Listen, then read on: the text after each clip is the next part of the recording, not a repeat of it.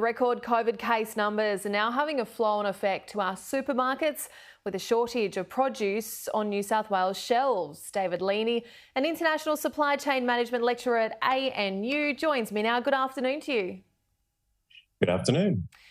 David, it feels like deja vu. It feels like we've seen all of this before. What's causing these shortages and what type of produce in particular are we struggling to get to the shelves? So the causes for the shortages that we're seeing in the supermarkets are similar to the causes of shortages we've seen everywhere throughout the last 2 years. We, of course, had runs on toilet paper initially in the pandemic, and we've seen that then go through different food items and then all sorts of other things in people's the supplies that people use for their businesses. Recently, there's been quite a shortage of the AdBlue diesel fuel additive, and that's caused some concerns as well. So it comes down to supply and demand. And usually when there are peak areas of demand, and Christmas is a classic, we usually have the supply in place to deal with that. We don't at the moment because of a range of COVID-related impacts. So it's not necessarily a lack of stock, it's managing the logistics that this new wave of Omicron has brought with it. There's definitely some stock shortages. Of course, if people believe there's going to be a shortage of a certain item and they panic buy, then it becomes a self-fulfilling prophecy because then there is a shortage of that item because they bought it. But there's definitely some shortages of some items that particularly have come via shipping. And if we look at the footage on the screen, you can see that the classic shipping containers that are on the container ships that move things around the world. The biggest problem at the moment is that they're not smoothly operating right around the world. There's plenty of shipping containers to go around, but they're not smoothly distributed and they're backed up in different places around the world where they shouldn't be. And in Australia with our road transport, we're seeing the same thing with wooden pallets. We've got plenty of wooden pallets to move stock around in trucks, but they're not always where they need to be. I kind of liken it a bit to musical chairs. If the music keeps playing and everybody keeps moving, you don't notice if you're missing a chair or two. It's when the music stops and you suddenly look for a seat, you realise, hang on, we've been one chair short this whole time. Fear buying or panic buying, you just touched on it. Do you think that is happening again? I wouldn't classify it as panic buying, but people are certainly saying when we look at things like rapid antigen tests, when we look at certain items that people think they're going to need or want over the holidays, just in case I'll get a few more. So what we're not seeing is the lines in supermarkets where people are buying 100 of something.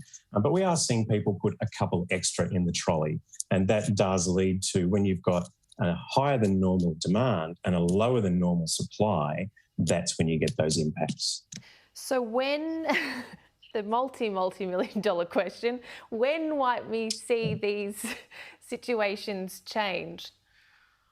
Yeah, that's a very sensible question. And it's actually an easy one to answer. And the answer is months. It's not for every item. And a lot of people and a lot of organisations are putting a great deal of good thinking and good work into solving this problem.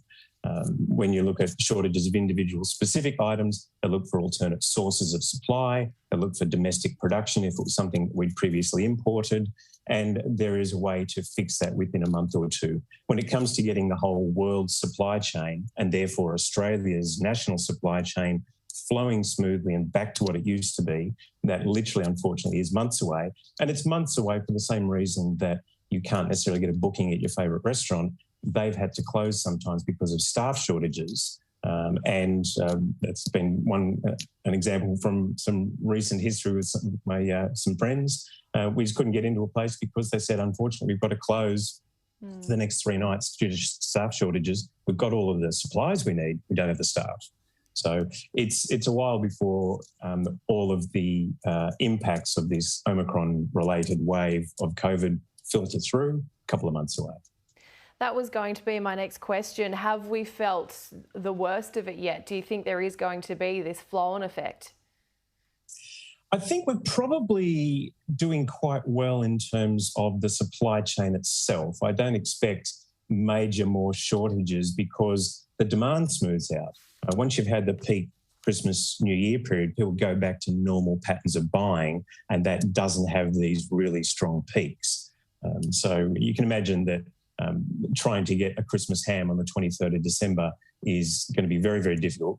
Trying to get a ham in a couple of weeks' time will be pretty straightforward. So I think from the supply point of view, we're probably in about the worst of it now, and I think that should clear up fairly soon. I think the staff shortage impact is yet to play out fully.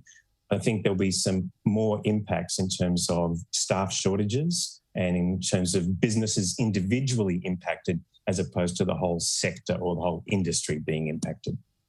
Well, David Leaney, thank you very much for your time this afternoon. We appreciate that insight. Thank you very much.